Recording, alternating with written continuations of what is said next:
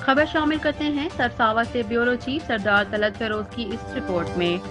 سرساوا میں district education officer Kotli سید جمشید بخاری نے assistant education officer محمد اشتیاق چودھری کے ہمراہ مختلف تعلیمی اداروں کا دورہ کیا اور تعلیمی معیار کو مزید بہتر بنانے کے لیے ہدایات جاری کی۔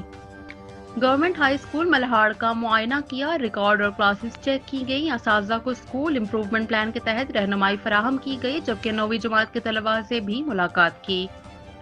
پرائمری اسکول سیات میں اساتذہ کو ہدایت دی گئی کہ بچوں کو مار کے بجائے محبت سے پڑھایا جائے۔ مقامی کمیونٹی کا شکریہ ادا کیا جنہوں نے اضافی عمارت کی تعمیر میں تعاون کیا۔ گورنمنٹ پرائمری اسکول سونچل میں ہوم ورک اور نوٹ بکس کا جائزہ لیا گیا۔